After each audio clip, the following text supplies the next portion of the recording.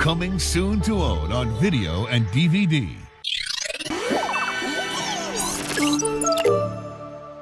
You control the battle. Part of the new LEGO Star Wars collection. Each set sold separately. It's Kids Bop 20 with some of today's hottest songs, sung by kids for kids. Oink, oink, zoo pals. Buzz, buzz, zoo pals. This Disney DVD is enhanced with Disney's Fast Play. Your movie and a selection of bonus features will begin automatically. To bypass Fast Play, select the main menu button at any time. Fast Play will begin in a moment.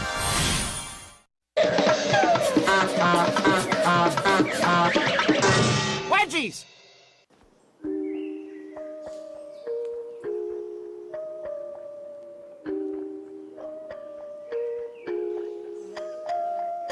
In my opinion, the 2000s was the best decade because we had future technology, but it hadn't yet become so commercialized and subscription-based. Yes, of course I'm biased as someone who grew up in this decade, but come on. Have you ever heard of silly bands? They were so silly it's not even funny. Or what about Blockbuster? The sheer euphoria of going over to your friend's house after school to stay the night, but before you get there, you stop at a Blockbuster to pick up a few movies and then at the Little Caesars to get the pizza. Actually, my town didn't have a Blockbuster. We had our own local place, but same concept. The 2000s was such a blast of creativity and experimentation, but most importantly, we had a culture that really felt like it belonged to us, you know? I crush the alien. Well, I crush the alien. It's sad because when you look at teen culture today, it seems almost non-existent, at least here in America. Let me tell you the story. When the level 600 school Giot walked past me, I was in class drinking my Grimace Riz shake from Ohio during my Rizonomic class when all of a sudden this crazy Ohio Bing chilling Giot got sturdy past my class. Like, I can't even criticize it for being bad or anything because there's nothing to criticize. And that's what I want to talk about today. But before we get to that, I want to announce that as of right now, as of this video, the Patreon is back up. It's pretty much the same, you know, with the same tiers, same benefits, same prices. I will probably make a full community post about it, so be on the lookout for that. Anyways, it's time to figure out why teen culture just suddenly disappeared.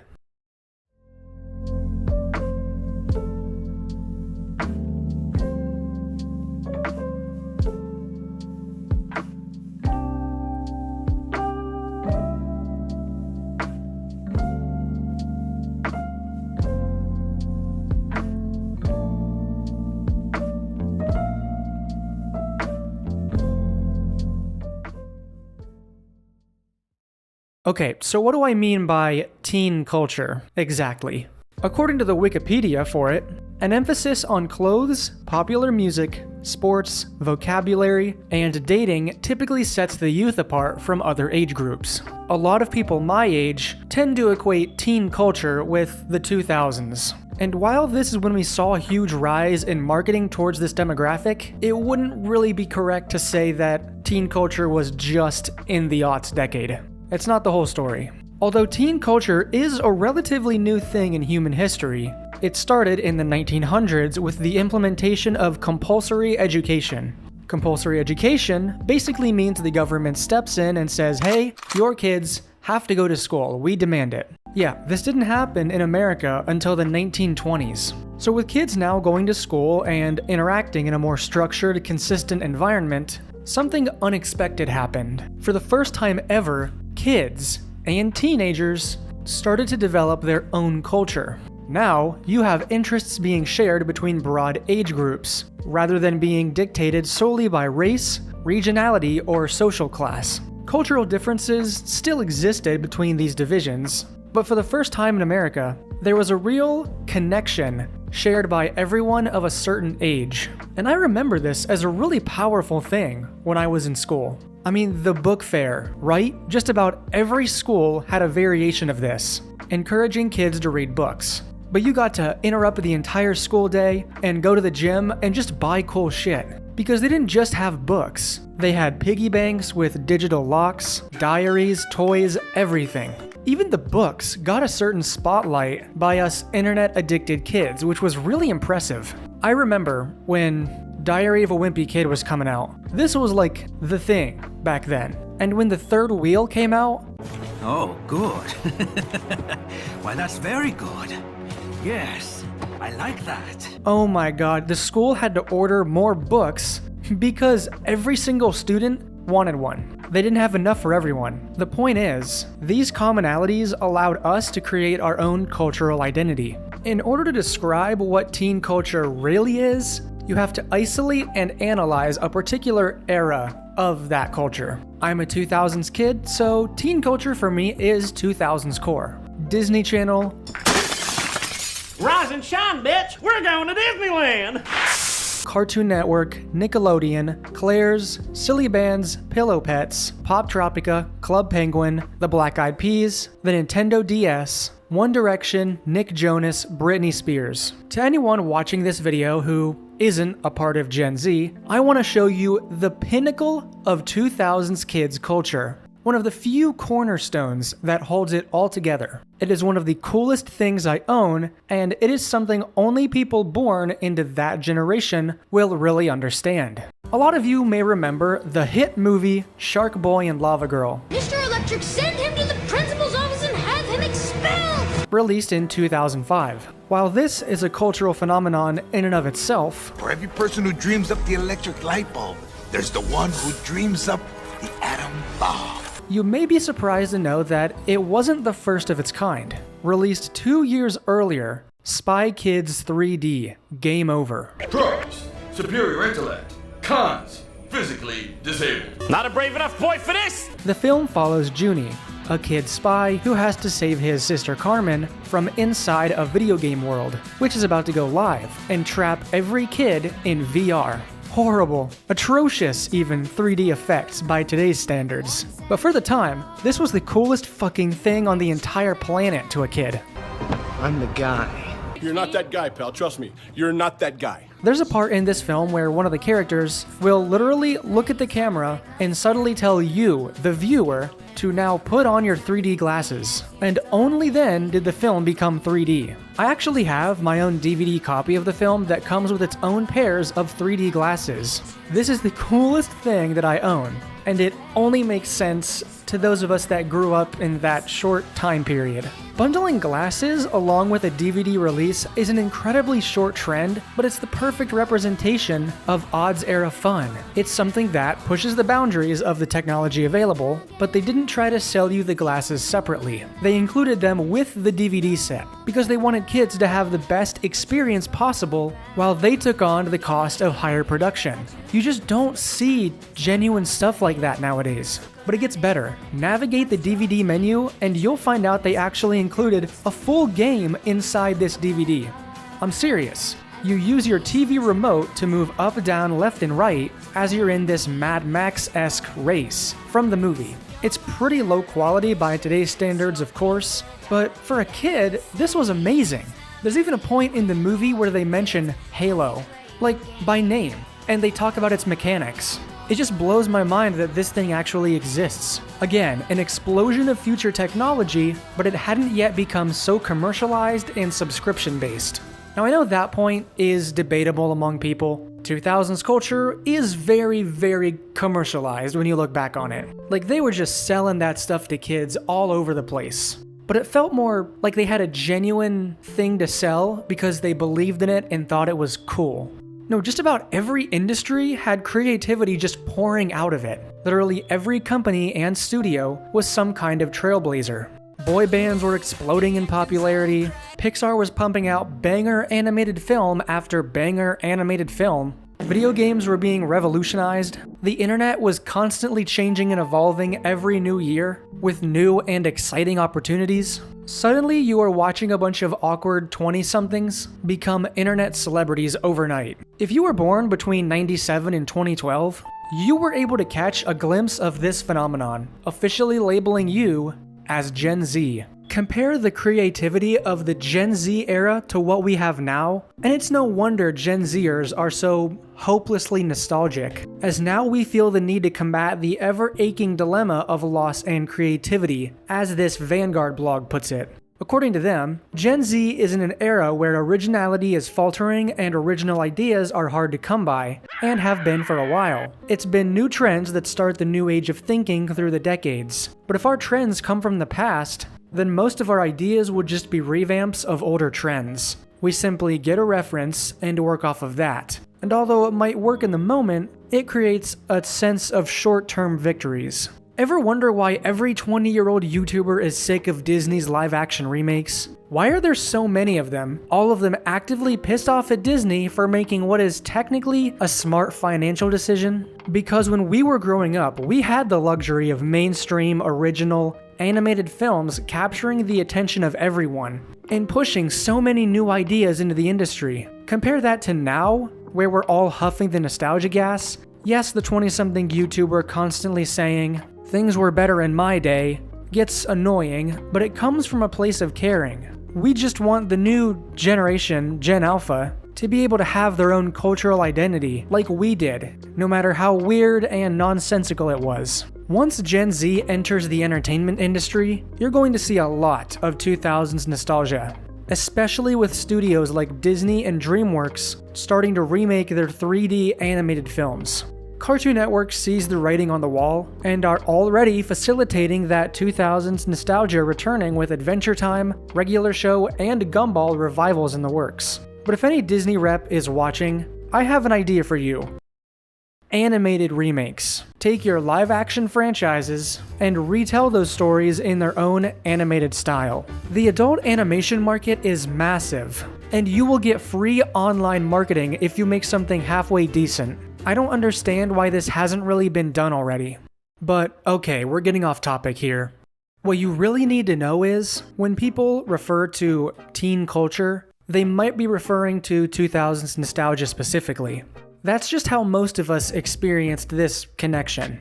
But what I really mean by the erosion of teen culture is the loss of places, celebrities, products, and language that is unique to the demographic of 13 to 17-year-olds today. This brings us to the first reason there's a lack of coherent culture surrounding the current younger generation, because there is definitely more than one reason. We'll go over every proposed reason or theory as to why this may be happening, or at the very least, we'll go over some of the major ones. And you may believe some and not others, or you might think that they all have some nugget of truth to them. But okay, on to the first.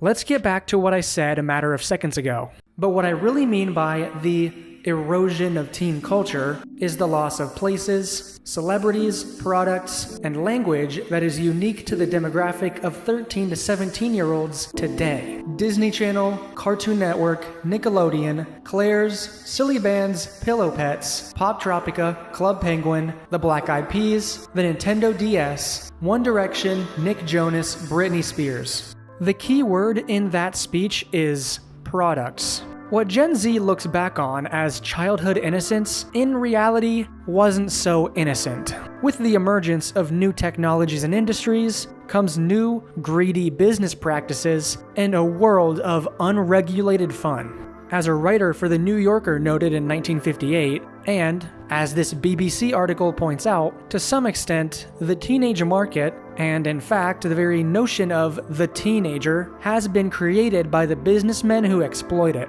But no, it can't be true, can it? My entire identity, all that childhood innocence, it's special to me.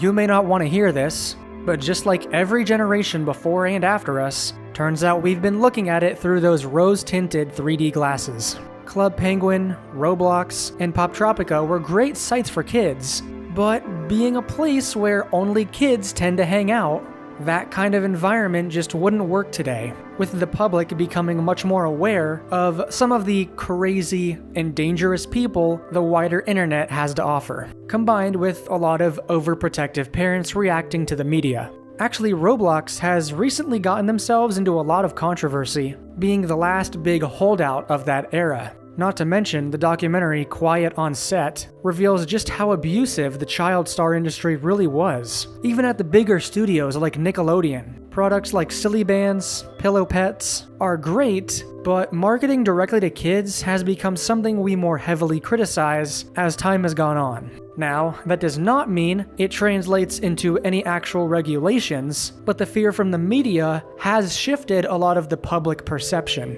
I'm trying to make a few points here. Number one, let's not pretend that the era we're all fond of was all sunshine and rainbows, because it wasn't. The good always comes with some bad. And two, the 2000s was a truly experimental time for marketing and new ideas. Sean P. Diddy Combs has been using Proactive Solution for years. At the time when I had an album out, I was more in the public eye, so I definitely had to take care of this problem. And we've had enough time to observe that data, and we've learned what works, what doesn't in the internet age, and unfortunately a lot of that experimentation is just gone.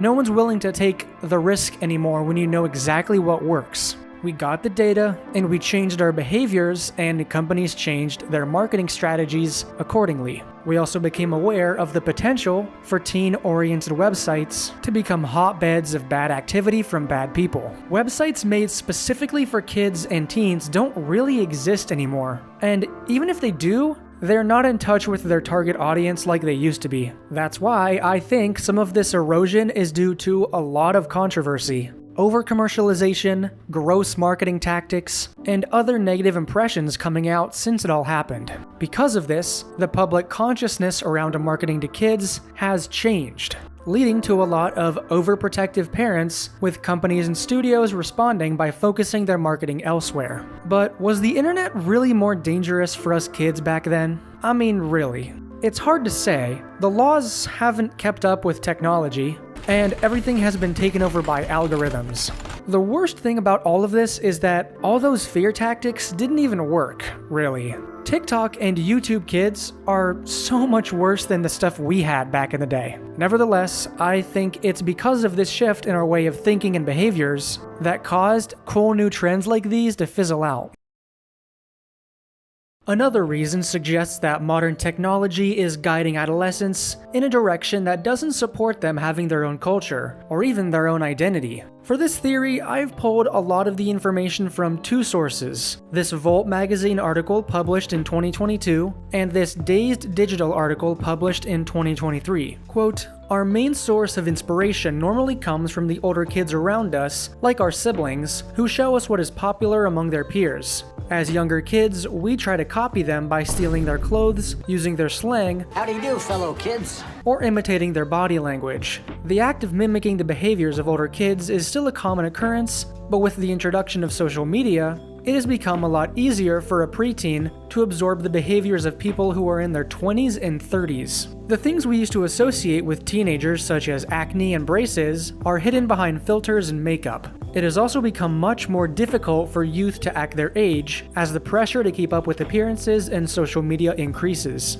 The younger generation is maturing much faster than any other generation before them, and are spending the most carefree years of their life pretending to be an influencer or celebrity. As its own cultural group, tweens have always had their own market with stores like Claire's and Justice to cater to their every bedazzled need. Every Christmas, I would ask for something from these stores and I would save up my allowance so I could buy a pair of cherry earrings or polka dot leggings. The stores that bankrupt 10-year-old me have now either filed for bankruptcy or shut down altogether. And you might have noticed that brands previously marketed to teenagers are selling clothes that are smaller and smaller to expand to this demographic. It is almost impossible to walk into a Garage or Brandy Melville store and buy a full-length shirt. Companies have shifted their marketing to target individuals ages 10 to 24 and are now viewed as one demographic group because the interests and behaviors of adults and preteens have become identical." Unquote.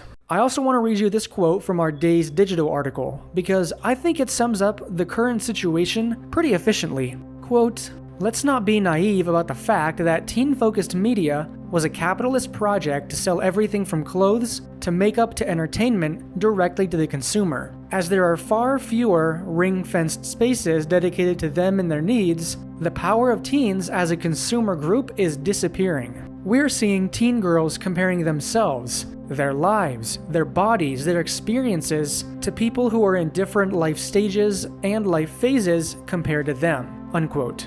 Can I just say, I'm kinda put off by this whole phenomenon. Sure, a fundamental aspect of teen girl culture has always been buying the makeup, making that transition into adulthood. But the way teen girls and adult women are homogenizing into one group is a dangerous and slippery slope.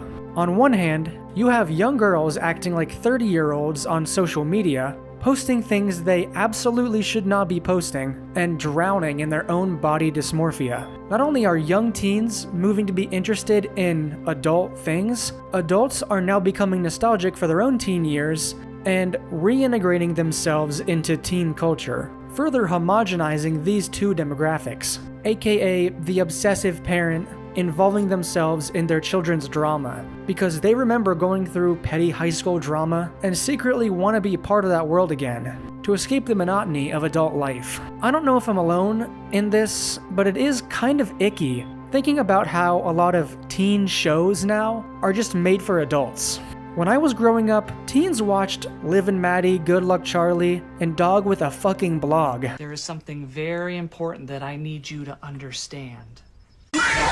Now, you have shows like Euphoria, and while it's been gone for a little while now, 13 Reasons Why, being about sex, drugs, and glorifying suicide. That's just... Okay, maybe these shows aren't made for teens, I hear you say. In which case, that's even worse. It's a show about teens, glorifying teens, sexualizing them, but made for adults? Yeah, it doesn't take a genius to figure out that that's not right. At the very least, it's just depressing. So, is that it? If we let kids have their own spaces, we put them at risk for abuse. But if we don't, cultures homogenize and they grow up too fast? Is there really no actual solution here? Well, there's a few more elements I want to call attention to. And the first is cancel culture. I'm someone who is slowly kind of turning against cancel culture in general. Yes, canceling dangerous people to make sure they can't be influential ever again is important, and I still mostly stand behind that. But there's always a negative side effect to these things. In this case, I think cancel culture is forcing kids and teens to try and skip past their awkward phase. Everyone needs an awkward phase. It's how you really learn what to do and what not to do.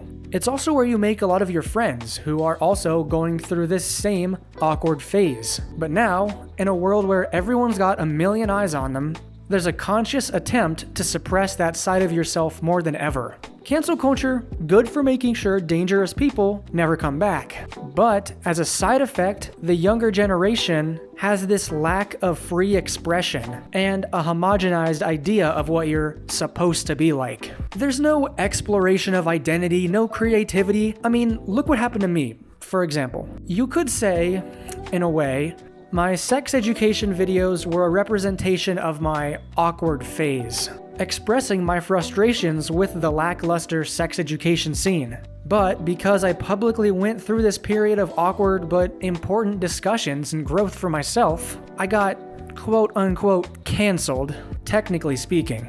People need to be able to have these awkward phases. It's necessary for development. I'd like to read this comment from user Thomas Lehman 9487.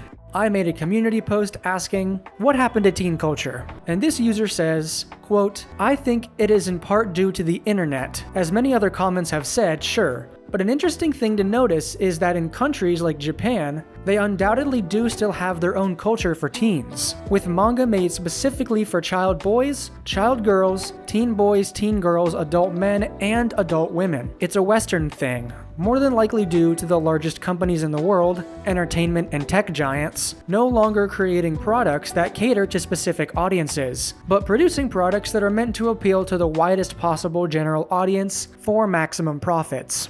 And this user has a great point. On top of companies no longer really appealing to the teen demographic, they've also shifted their focus away from appealing to any specific demographic at all. Because after studios like Marvel and Illumination started pulling in billions of dollars with each of their franchises that appeal to everyone, pretty much every other Western company and studio followed suit. It's nice to know that this hasn't yet happened in Japan though. It sucks to admit it, but as I proved earlier in this video, a lot of our nostalgia is just corporate marketing. And when the marketing dried up, so did our culture. So, who's marketing to our teens now? Who is driving the zeitgeist? Algorithms that cater to your specific interests, creating a lot of weaker subcultures rather than one strong unifying identity. You could argue that teens do have a culture, but it's been splintered to hell and back. I'd like to read from a New York Times article that I think illustrates this point pretty well. Quote, "Subcultures in general, once the poles of style and art and politics and music, around which wound so many ribbons of teenage meaning, have largely collapsed. What teenagers today are offered instead is a hyperactive landscape of so-called aesthetics, thousands of them, including everything from the infamous cottagecore to, these days, prep. These are more like cultural atmospheres, performed mainly online, with names and looks and hashtags, an easy visual pablum. They come and go and blend and break apart like clouds in the wind, many within weeks of appearing. They have much content but little context. A lot to look at but a very thin relationship to a real-life anything, like behaviors or gathering places. On one end, even a distinctly in-the-world subculture, like, say, grunge, can be reduced to a vibe packet of anodyne references, cigarettes, grimy things. On the other, a mere mood tone can be elevated to something offered as lifestyle. There are girls who enjoy the color red and a certain Euro effortlessness, and they are called tomato girls, while others who prefer white are called vanilla girls. If 24 things on a Pinterest page feel as if they go together, chances are someone, even just as a lark or experiment, is calling it an aesthetic. As with much of today's popular culture, say ASMR hair brushing or pimple popping videos, the level of specificity and intimate itch scratching here feels a lot like porn, another extension of the internet's ability to service niche desires. And in terms of their enhancement of human experience, many aesthetics seem to offer about as much as porn does, a fleeting personal pleasure to be had mainly alone, rather than to be enjoyed as a collective. It's sad when you realize this group going through the trenches of puberty don't have one unifying culture to tie everything together, ensuring they can lean on and support each other, because that's something that demographic needs more than anyone. But maybe this splintering was always bound to happen, and in some sense, isn't all bad. The DazedDigital article from earlier points out that what we remember as teen culture, in actuality, was a pretty small niche. This article focuses on just teen girls, but I've modified the language to describe teens in general. Quote, "It could be that we're seeing fewer representations of teenagers in pop culture because, as a group, they're increasingly less homogeneous, therefore harder to depict, than decades past. Many of the teen spaces of the 90s and 2000s spoke to a very straight, white, thin, financially well-off, and cisgender audience, with shows like Sabrina the Teenage Witch, Dawson's Creek, The OC, and Gossip Girl reinforcing these stereotypes, and, in many cases, crises about teens' appearances, with eating disorders rife among young people. As the developed world increasingly abandons its traditional view of gender roles and gender is seen as a construct, with rising levels of gender fluidity and young people identifying as non-binary, could this make the idea of teen culture entirely redundant, or at least less formulaic? Although there's still much further to go, there have been some positive steps forward for young men and women, such as the body positivity movement of the 2010s. As young people become more open in terms of sexuality, gender, and self-expression, perhaps representation isn't the end-all be-all. Perhaps this splintering of culture isn't really the doomsday we've all made it out to be. Yes, it seems chaotic and disorganized now, but once these teens grow up, there will be major players that stick out to them when they think back on their childhood. And who's to say that Hak Tua won't be the next Katy Perry? Could happen. I'll be the first to admit, this video will probably come off as messy and jumbled. Even just writing the script, I can kind of tell that that's what's gonna happen. Trying to analyze the disappearance of 2000s culture into the 2010s and using that information to describe the broader issue of lack of teen culture in general is not a straightforward task. This will be a video you will probably have to watch multiple times, and you'll come away with a different conclusion each time. But out of this mess of a script, I think we can come up with a hopeful prediction for the future.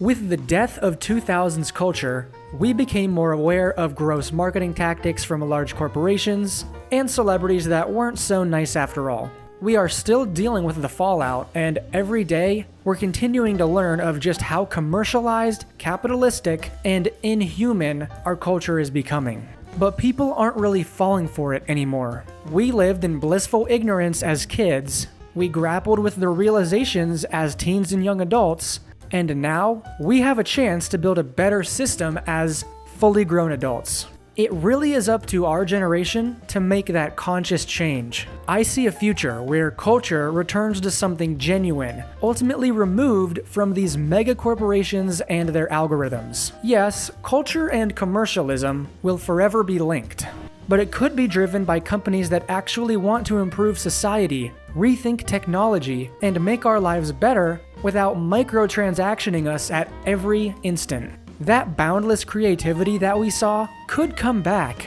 We could do it again, but this time we remove the bad stuff, and we remove the mechanisms that breed the bad stuff. Who knows, we might see a complete shift to a user-generated economic and entertainment landscape. A return to smaller, local businesses, with entertainment being dominated by normal, everyday people who are held to higher moral standards than the traditional celebrity. So yes, teen culture as we knew it has disappeared, but the more research we do on this topic, the higher the chances it could come back. So thank you everybody for watching this video. It was probably pretty confusing, juggling these concepts of 2000s nostalgia, some theories as to maybe why teen culture is disappearing, and even some borderline doomer content telling you that actually you're nostalgic for a time that wasn't so great after all. But I wrapped it up the way I did because I always want to leave you with something positive. I do wholeheartedly believe that we can build a better future for future generations and future generations' culture. Anyway, I just want to remind everyone that the Patreon is back up. So if you were here for the sex ed content and you want to cancel your subscription or membership or whatever, you can do so now. Nobody paid for the month that I was gone. But if you decide you'd still like to support me and the current channel, you can do so there, now with the feature of allowing you to make one-time donations instead of using a subscription model. So, that is all from me in this video. Once again, thank you all for watching my videos and supporting me through this, rough patch, footnote of my YouTube channel career. It'll get better. Also, comment below what you think happened to teen culture. Even if you disagree with everything I said, the more people we have talking about it, the more we can actually work on it. Even if you don't even think it's a problem, I want to know why. I didn't really get into the loss of third places as a factor. I'll save that for another video about the loss of third places in general. But anyway, thank you for watching. I love you all. Good night.